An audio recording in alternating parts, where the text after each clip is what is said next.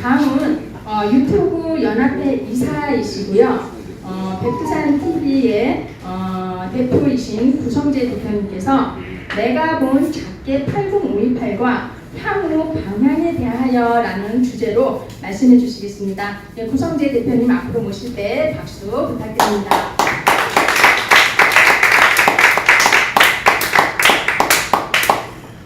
우리 정 대표님이랑 우리 김 목사님이 다 말씀하셨는데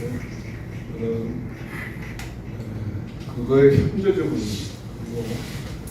그 연구가 그전과는 무슨 차이가 있는가, 우리는 어떻게 해야 되는가, 이 말씀을 말씀드리겠습니다. 자, 저희라기보다 우리 정남 대표나 김 목사님은 이런 일을 하는 게 누구를 이렇게 비하하거나 누구와 경쟁하거나 싸우기 위해서 하는 일이 아닙니다. 아까 정 대표님께서도 말씀하셨듯이 이 책을 많은 분들이 봐서 율독을 하셔서 지금 우리의 처한 상황이 어떤 아주 비극적인 상황이라는 걸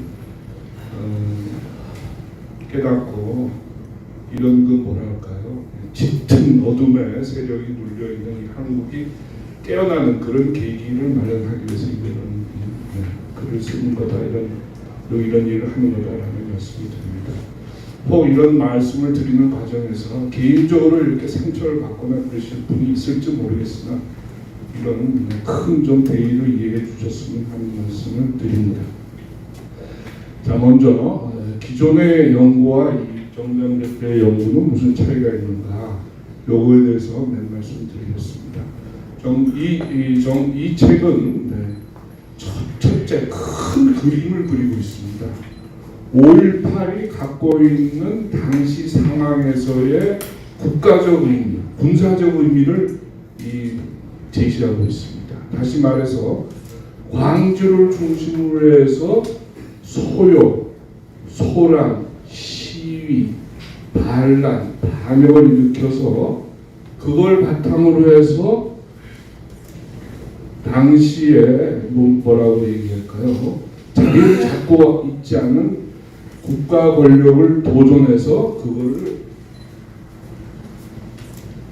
잡아먹는다, 그거를 제거한다, 이런 뜻입니다. 광주에서 일어나서 거기서 파견된 북한 특수군과 김대중 여단 세력 5천여 명과 그 광주 교도소에 있던 수감자들, 뭐죠?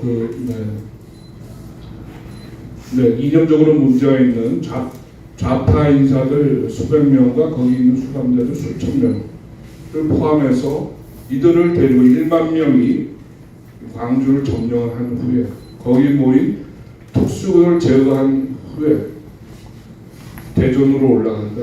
그렇게 되면은 38선에서도 내응하게 된다. 이런 큰 계획을 갖고 진행된 일이다. 그 부분이다. 이런 말씀을 드리는 겁니다. 그동안 당시에 전쟁 위험이 있었다, 그런 첩보가 있었다라는 막연한 이야기가 있었습니다만 이 책은 그거보다는 조금 더 한 발, 두 발 나가 있는 그런 여러 정보를, 군사적 상황을, 군사적 작전을 말씀드리고 있는 겁니다. 자, 두 번째는 김한원 박사님과의 차이는 말씀입니다. 김한원 박사님은 그 80년 초에 계엄사 측의 군사 기록, 그 이후에 96년, 97년의 재판 기록을 갖고 연구를 했습니다. 그렇기 때문에 그 연구의 폭이 굉장히 방대하긴 하지만은 또 일견 제한적인 것 또한 사실입니다. 광주를 중심으로 한, 그리고 당시에 어떻게 보면은 객관적이거나 독립적인 시각을 가질 수 없는 당사자들에 의한 기록에 의거했다는 겁니다. 따라서 그 성격이 굉장히 중립적이거나 독립적이 될 수 없습니다. 그러나 반면에 이 책은 그런 광주라는 그런 지역적 한계도 넘었을 뿐만 아니라 떨어진 당사자로서가 아니라 제3자로서 당시에 일어나고 있는 전라도 지방에서의 각종 그 이상 현상을 종합하면서 분석해내서 결론을 냈다. 이렇게 말씀드릴 수 있는 겁니다. 그러면서 훨씬 더 종합적이고 훨씬 더 객관적이다. 훨씬 더 기존 연구에 대해서 많은 의문을 던지고 있다. 이렇게 말씀드릴 수 있습니다. 그런 의미에서 이 책은 만약에 5.18을 연구한다면 반드시 필독해야 될 그런 서적이 되었다. 이렇게 말씀을 드립니다. 자, 그러면 구체적으로 이 책에는 어떤 새로운 증언과 사실이 있는가를 말씀드립니다. 뭐 가장 아까 정 대표님도 그렇고 목사님도 말씀하셨는데요. 5.18의 발발은 5월 18일 날 전남도청 앞에 아니다. 5.18의 발발은 5월 18일 새벽 아시아 자동차 정문에서 발생하는 겁니다. 합의 총인지를 든 사람들에 의해서 거기서 화물차, 큰 화물차 2대가 피탈이 됩니다. 그거로서 5.18은 시작되는 겁니다. 따라서 5.18 성격은 그 발발 사건과 직결되어 있기 때문에 5.18 세력들이 주장하는 민주화 시위가 아닌 겁니다. 될 수가 없습니다. 그 아시아 자동차에서 발생한 화물차 2대의 피탈로 군사작전이 도미노식으로 연쇄적으로 일어납니다. 일어난 연쇄적인 사건들은 공식적인 기록에서는 거의 다 묻혀 있습니다. 그리고 공식적인 기록에는 5.18 전남도청에서 시위, 돌 던지는 거, 계엄군과 시대와의 옥신각신 이런 것만 나와 있습니다. 그러나 이 책은 그렇지 않습니다. 말씀드렸듯이 5.18 새벽에 아시아 자동차에서 화물차 2대가 피탈이 되고 이어서 나주 파출소에서 예비군 무기고가 털립니다. 그 다음에 무슨 일이 일어납니까? 이어서 44기 시군에서 전역에서 무기고가 예비군 무기고가 피탈이라기보다 피탈의 모양을 띤 전달 이런 사건들이 일어나게 됩니다. 자, 또 하나는요. 우리 저 신동욱 중위가 여기 오셨는데요. 이 5.18의 가장 중요한 클라이막스 중에 하나인데요. 5월 21일 오후에서 과연 북한 특수부에 대한 발표가 있었느냐 없었느냐 라는 그 쟁점에 대해서 이 책은 명확하게 발표하고 있습니다. 5월 21일 오후 3시부터 4시 사이에 수협 전남 광주 수협 빌딩 위에서 우리 신동국 중위를 지휘관으로 하는 62대 대원들이 그동안 눈여겨봐던 북한 특수군을 제거하게 되는 집단 발표가 이루어지는 겁니다. 그 발표된 대상은 북한 광주 시민이 아닙니다. 북한 특수군입니다. 그동안 지역 정찰, 관찰, 보초 등을 통해서 확인된 이상 행동, 이상 복장을 한 특수군입니다. 당시에는 특수기라는 걸 몰랐다고 그렇게 하시는데요. 그 숫자는 200명에서 400명입니다. 이 발표는 5.18 사건상 중대한 전환점이 일어납니다. 자신들이 파견된 북한 특수군에서 최대 반이 전멸이 됩니다. 그래서 작전의 방향을 틀게 됩니다. 그런 점이 여기 자세히 나와 있습니다. 자, 이게 이제 군사적 의미고요. 여기에 아까 말씀드린 우리 정 대표께서 말씀하셨는데 조금 보충을 하면요. 어린이들이 5.18 때 정부의 공식 기록으로는 20세 미만은 약 40여 명 내외가 사망합니다. 40여 명 내외. 10세부터 19세 이렇게 됩니다. 아까 말씀드렸듯이 그런 요지로 시위에 집회에 동원하기 위해서 총알바지로 이들을 동원시켰다고 봐야 됩니다. 누가? 북한 특수군과 5.18 김대중 여단 세력들이 어떤 방법으로 노란 봉투 같은 현금을 지급한 겁니다. 대부분 다 그렇지는 않겠지만 그렇게 되면 어떻게 됩니까? 다시 말해서 5.18이라는 것은 자신 세력의 집권을 위해서 무고한 청소년, 소년, 소녀들을 현장에서 희생시킨 이거는 뭐 민주화라고 얘기할 수 없는 해서는 도저히 안 되는 그런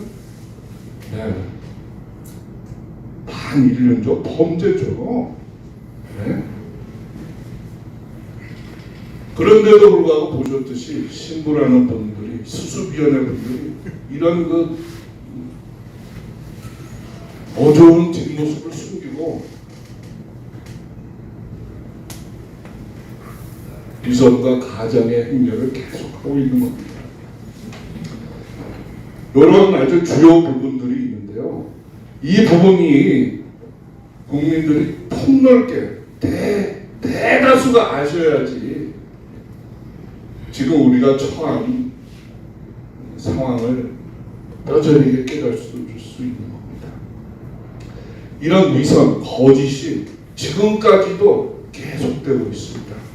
여러분 잘 아시잖아요. 자, 지금 여나 야는 김대중 여단 세력들이 거의 그겁니다. 90% 이상 장악하고 있다고 해도 과언이 아닙니다. 김대중 세력과 노무현 세력 혹은 문재인 세력이 그 주된 주주인데요. 그들은 대부분 그런 5.18의 그림자에서 멀리 떨어져 있는 사람들이 아닙니다. 그것의 주동자이자 수혜자이자 그것을 만든 사람들입니다. 그런데 놀라운 건 말이죠. 이런 야당뿐만 아니라 여당도 5.18 세력의 손아귀에 들어가 있습니다. 아까 여기 잠깐 나왔었는데요. 인요한 씨 지금 국민의힘당에 들어가 있죠. 홍준표, 김진태 생각나는 사람만 해도 벌써 3명이 됩니다.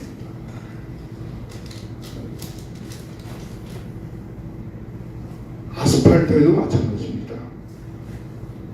5.18 특법법을 만들 때 정권이 어디입니까? YS 정권입니다. 네? YS 정권의 핵심 인사들이, 핵심 권력이 지금 국민의힘당에도 여전히 살아있고 아스팔트에도 좀 살아있습니다. 그 대표적인 사람을 누구를 볼 수 있습니까? 권영애입니다. 권영애. 네? 자기가 지금은 안기부 부장을 할 당시에 5.18에 북한 특수군이 개입한 거를 정보 요원들을 파견 통해서 현장에서 북한에서 확인했다 그러는데 황교안 대표 저 영상을 보면 아시다시피 만약에 그랬다면은 5.18 특별법으로 전두환이나 노태우나 처벌하면 안 되죠. 그렇지 않습니까? 아니 5.18에 북한 특수군이 왔다는 건 5.18이라는 그 시위의 기본적인 성격에 커다란 의문점을 던지는 주요 사건인데 자기가 직접 확인했으면서도 불구하고 5.18 특별법을 통해서 기존에 있던 사람들을 처벌을 한다. 그 증언은 그래서 신빙성도 없고 자신의 뭡니까? 어두운 모습이 발각되기를 두려워하는 변명으로밖에 들리지 않습니다. 자, 뭐 개인적으로는 그렇고요. 자, 이렇습니다, 여러분. 지금 여나 야나 모두가 1980년 5월 18일 날 발생한 이 광주에서 발생한 반란의 큰 세력에 완전히 손아귀에 들어있는 겁니다. 공천을 받기 위해서는 때가 되면은 5.18에 대해서 비판을 해서는 안 되고 공천을 받아서 심지어 대통령이 됐다 하더라도 5.18 망월동 묘지에 가서 조화려야 되고 이상한 노래를 손을 흔들면서 불러야 되고, 그렇지 않을 경우에는 막대한 공격과 비난을 듣게 됩니다. 이 나라에서 이승만 대통령이나 박정희 대통령에 대해서 비난을 했다고 해서 그런 비난을 듣습니까? 우리가 이 세상이 여기 뒤집어진 겁니다. 이것이 이 5.18 작게 80.5.18 책에 주는 현재의 의미입니다. 우리가 왜 이 책을 100만 권 이상 국민들이 읽어야 되는지를 알려주는 그런 내용입니다. 만약에 이번에 노벨 문학상을 받았습니다. 지난번 평화상에 이어서 또 노벨 국제적으로 5.18에 대한 국제적 인증이 또 이루어진 거예요. 앞으로 멀어지면 멀어질수록 5.18에 멀어지면 멀어질수록 우리들 같이 이렇게 조금이나마 5.18에 대해서 비판의 소리를 할 수 있는 사람이 적어지면 적어질수록 5.18 세력들은 신이 나는 겁니다. 개인적으로 바람은 이번에 통해서 우리 여기 유튜버님들, 애국투사님들 힘을 모아서 이번에는 좀 더 실질적인 아주 중요한 정치적 힘을 갖는 그런 이벤트, 그런 발판이 이번에는 꼭 마련했으면 좋겠다, 이런 생각이 듭니다. 그렇지 않고서는 이 나라는 참 어두운 빈탈길을 계속 내려가야 된다, 이런 말씀을 드립니다. 지금 국제적으로도 굉장히 어려운 그런 위기의 상황인데요. 주도권을 잡은 세력이 자유와 인권과 소위 민주주의 이런 진실에 대해서 제 목소리를 낼 수 있는 사람이 권력을 잡는 그런 세상이 되지 않습니까? 지금처럼 이렇게 거짓말, 가식, 위선, 이 주도권을 잡는 사회가 지금처럼 계속된다면 아주 정말 비참한 상황이 벌어질 가능성이 매우 높습니다. 지금도 그렇게 되고 있고요.